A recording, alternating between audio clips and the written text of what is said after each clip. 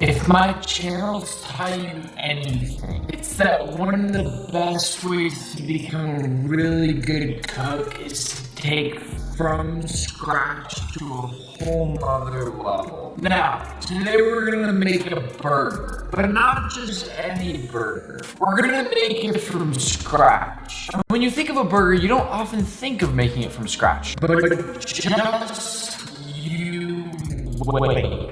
I'll show you right now that it's really not that hard to make a good burger from scratch. It's some nice, fresh, hot, and steamy buns, a good sauce. You know, one of those classic special sauces that are really only just a few common ingredients mixed together. Perhaps a few homemade pickles, some good old cheese. My go-to is always cheddar. And, well, some good fresh ground beef. Yes, I wish I could fly to Japan and grow cow all the way up to this beautiful Wagyu cow. But I looked into it, it's just so unrealistic and expensive. So we'll have to settle with this. By now, I hope you know that I like shopping for my meat from the Wagyu shop. And no, this isn't just some ad. Like I've said in the past, I'm never gonna tell you to get stuff from places that I don't already get myself. You can count on that. And no, I wasn't paid to tell you this. I've tried meat from every single place, and I'm telling you right now that as a chef, this is the single best place to get Wagyu. What I'm holding right here is a real treat. This is Japanese Wagyu beef. More specifically, Miyazaki-Gyu strip loin. This beef has literally won the Wagyu Olympics numerous times. And I'm gonna grind this into ground beef to make the most amazing burger you've ever seen. Now, let's get started. To a medium bowl, we'll start by adding 1 cup plus 2 tablespoons of warm water. We'll immediately follow this with 2 tablespoons of active dry yeast. Right away, whenever I'm working with yeast, I like to mini whisk it up. We don't need the big whisk, guys. The little whisk will do the trick. Just move this around a little bit to get it nice and spread out. All right.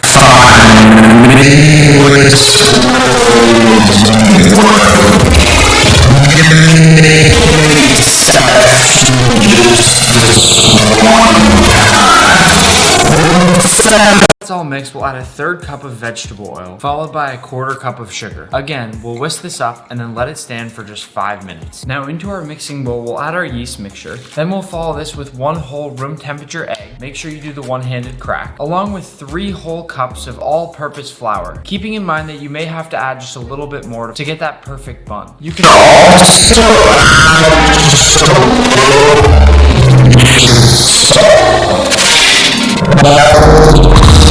close this and knead for about 3 to 5 minutes until smooth and elastic. Your dough should eventually look like this. Start by flouring your work surface. I like to coat my hands a little bit as well. Drop your dough onto the board and just appreciate how soft and smooth it is. Using a bench scraper, break this into 6 equal pieces. Personally, I like my buns nice and thick, but everybody has their own preferences. Once you've broken them into 6 even balls, scrape the flour off your cutting board. To put this into a perfect ball, we're gonna hold it in the palm of our hand and pinch from the outside. Keep going around in a circle and pinching right into the middle until the pieces that you're pinching begin to feel a little bit sticky. At this point, it's gonna look somewhat like a soup dumpling, and you're then gonna put it face down and begin rolling around on your board. That stickiness combined with the lack of flour is gonna help make it stick and shape the perfect ball. When your bun looks something like this, it's ready to bake. But first, just do this with the remaining 5 balls, pinching in, going around in a circle, and then using that sticky part that you've created to grip to the board while you roll it around in a circle, right between your thumb and your pinky. And again, once we've cut up our Wagyu into these beautiful cubes, some of which will naturally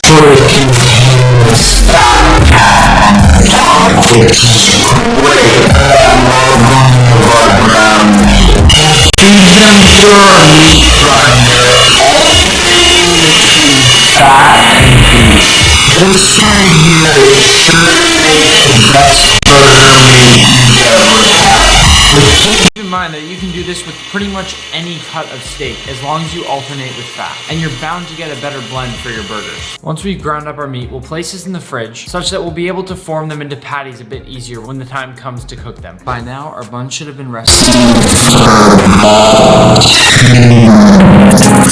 And I will say, they look delicious. But first, we'll crack an egg into a bowl, then whisk it up, and heat an egg wash over all of our buns. This will give us that really golden brown color that we're looking for. And by the way, you may notice that needs someone very larger than others, which when they cook in similar time is okay for me, cause it's really hard to cut out all your burger balls in the exact same size. Now once these are all nice and egg washed, this will be up in 425 for about 10 minutes until golden brown.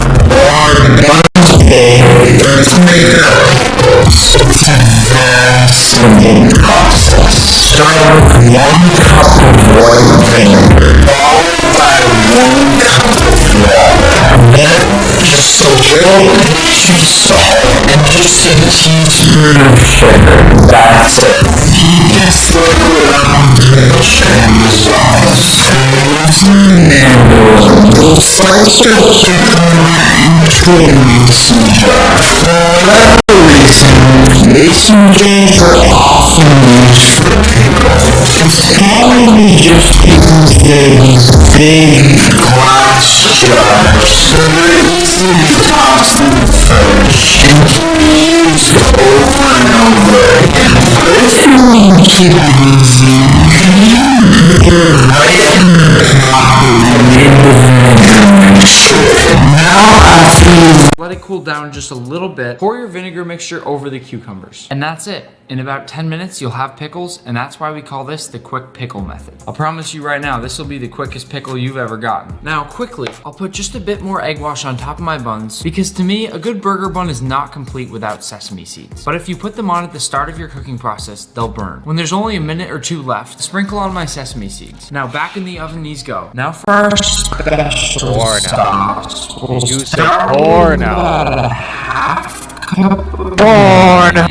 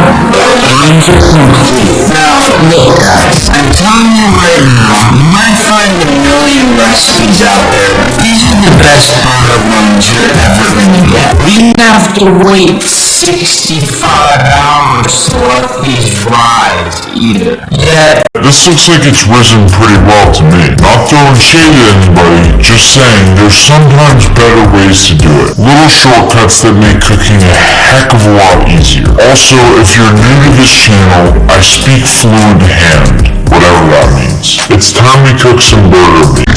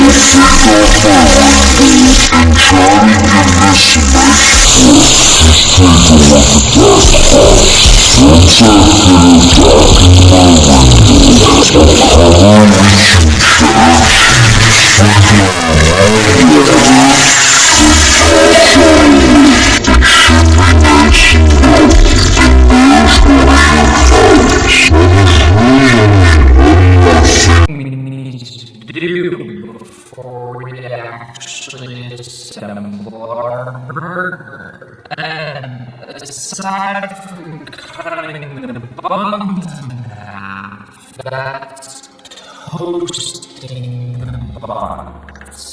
'Cause you should never have a burger without toasted buns. I'll use a non-stick pan with a good amount of oil. I like to make sure I have enough oil to cover all those crevices up inside the bun toasting. Otherwise, you're going to get a really spotty bun. Now, once it gets nice and warm, place down your bun. Sometimes it's good to just hold them down a little bit as well. Now, if your bun comes out something like this, you're doing something right. Look how much that oil still crackles.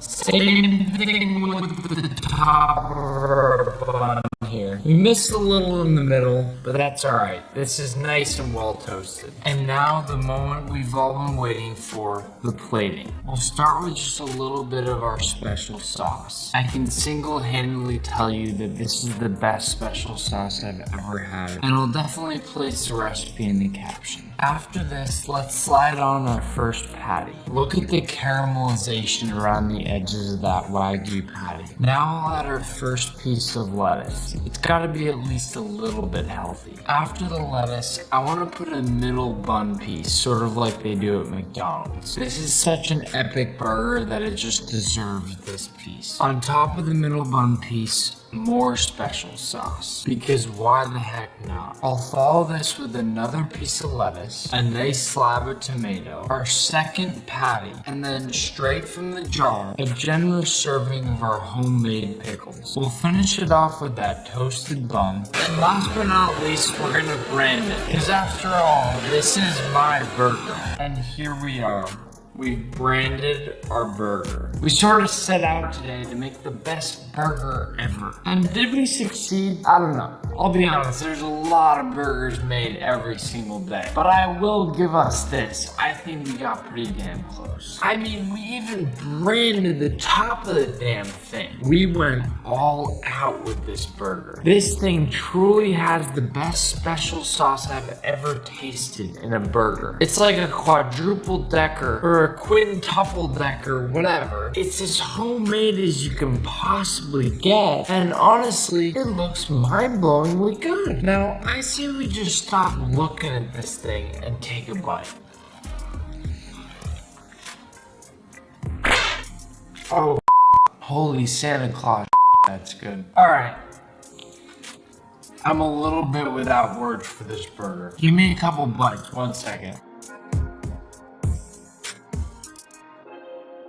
All right, these buns, top notch. There's only one thing in this entire burger that I forgot. And no, it's not bacon. I love bacon. I just didn't have any bacon. I forgot to salt my tomato, and I meant to. And I'm sorry, and I hope you'll forgive me. But let me try to just describe this burger to you. The homemade buns are fluffy and pillowy. I could literally sleep on these homemade buns. The Wagyu beef, indescribable. It's got those many different textures inside it too. That fat is so incredibly developed in flavor. You got that really nice crispy edge on the outside, and then you got that really soft, fatty, gooey cheesiness on the top of it. That sauce is just insane. That special sauce really is special. And you got that lettuce that, to be honest, doesn't really add all that much. It's more there for looks. This is an A+ burger right here. And let me give you a trick. If you want to do this at home, go buy a nice steak. It doesn't have to be Wagyu. In fact, it's probably better if it's not Wagyu. Take that steak and either chop it up a ton until it's super nice and minced, or throw it in your food processor and literally blend it. You should be able to blend it right into ground beef. Then follow the rest of the process that I did, which, as you saw, isn't all that difficult, and you'll have yourself a knockout burger. Now, please don't forget to subscribe and know that I love you. Thank you for watching these videos. Thank you for loving these videos. Don't forget to drop it a like and a comment for what you want next time. And also, I'm doing a big 1 million giveaway, which seems like it might come up pretty soon. So give me some ideas for that. I'll look through all of them. I'll see you on the flippy flip.